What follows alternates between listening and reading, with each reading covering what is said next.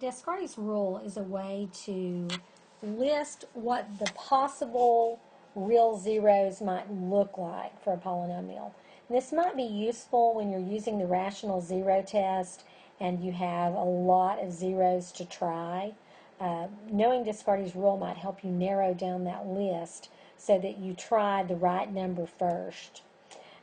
Basically, what Descartes' rule says is that if we go through and count the number of sign changes, it will tell you the number of possible positive real zeros, or your zeros will be an even number less than that. So here's what I mean.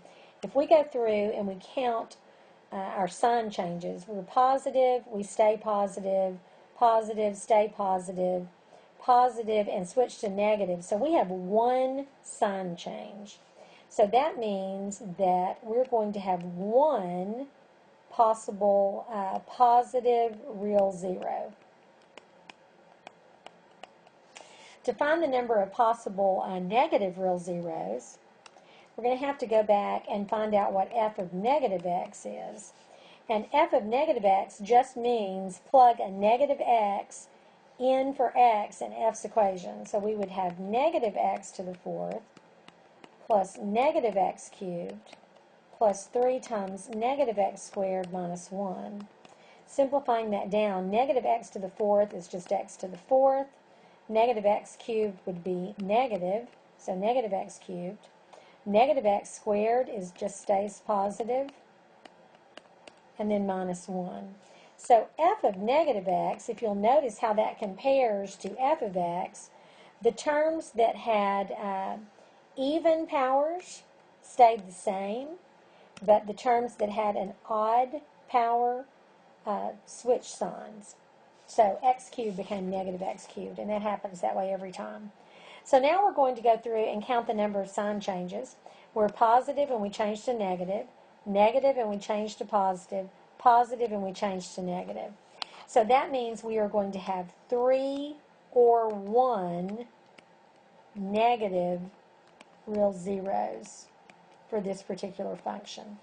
So whenever you come up with the number of sign changes, the answer is that number, or it's less than that number by an even integer. For example, if we had ended up with 6 sign changes, then we would have had 6 or 4 or 2 or 0 real zeros.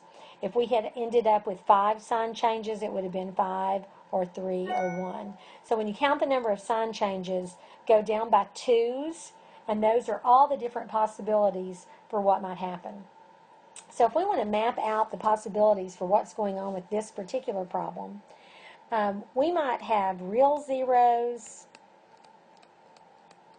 or we might have imaginary zeros. And your real zeros can be positive or negative. So the choices for what might happen if we're describing our zeros is we might have a positive real zero, a negative real zero, or we might have an imaginary real zero. So what we know about this problem is that there is one positive real zero. There might be 3 negative real zeros.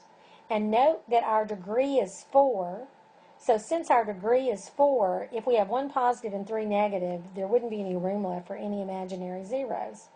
The other possibility is we might have that 1 positive real zero with 1 negative real zero, and then that means we would have to have 2 imaginary answers because we know that the degree of our polynomial is 4, which means we have to come up with 4 zeros.